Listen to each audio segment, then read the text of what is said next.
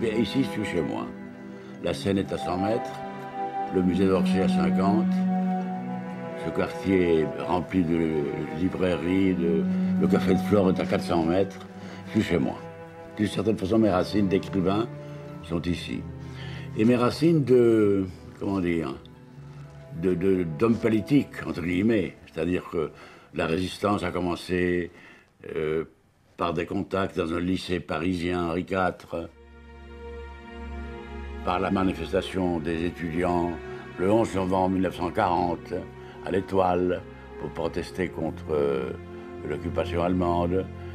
C'était les premiers actes de résistance. Tout ça est lié à une mémoire typiquement parisienne, même pas française, parisienne et lycéenne. Et à partir de là, la résistance, la déportation, tout me ramène ici. Donc, d'une certaine façon, je peux dire que je suis chez moi. Et que, bizarrement, il faut que je fasse un effort pour retrouver les images et les souvenirs précis de ma mémoire enfantine. C'est comme si ma mémoire enfantine avait commencé quand j'avais déjà 12-13 ans, c'est-à-dire au moment de l'exil.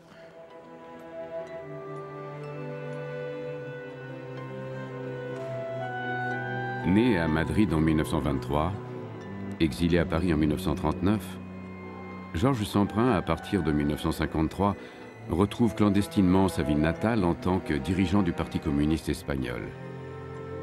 Il y revient officiellement en 1988 comme ministre de la Culture du gouvernement González.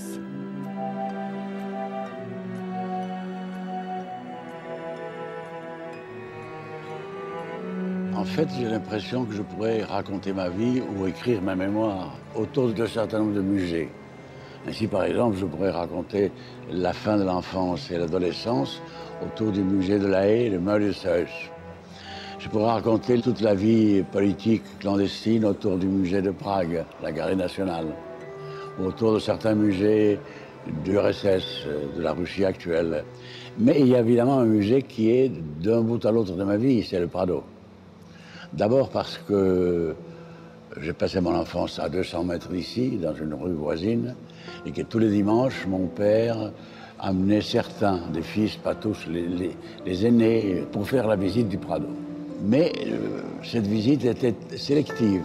On n'avait pas le droit de visiter les nus féminins. C'est-à-dire donc je n'ai pas vu la peinture de Rubens jusqu'à beaucoup plus tard, parce que ça c'était des salles que mon père censurait. Vous voyez, la peinture historique, la peinture religieuse, la peinture de Goya, mais pas les nus débordants de chair de Rubens, non.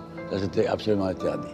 Et j'ai visité le Prado pendant l'époque de ma clandestinité à Madrid, tous les jours pratiquement. Et c'était un lieu idéal pour faire passer le temps entre rendez-vous et rendez-vous clandestin. La vie de clandestin n'est pas une vie de bureau.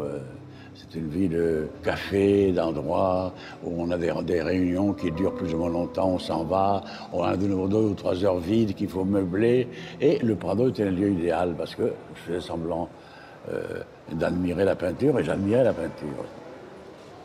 Et même après, quand j'étais ministre de la Culture pendant 3 ans, la visite du Prado était obligatoire. Tout chef d'État venant à Madrid, ou chef de gouvernement, avait droit à la visite officielle du Prado. Et avait donc droit à être accompagné par le...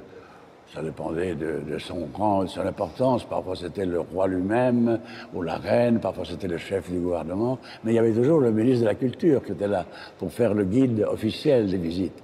Donc le Prado est lié pas seulement à la peinture et pas seulement à la beauté de la peinture, mais lié aussi à toute la richesse contradictoire et à toutes les choses qui sont parfois difficiles à formuler, qui font le quotidien d'une vie de clandestinité. Je pourrais en effet raconter ma vie en commençant par l'enfance, en finissant à l'époque du ministère. Dans quel ordre? Je n'en sais rien.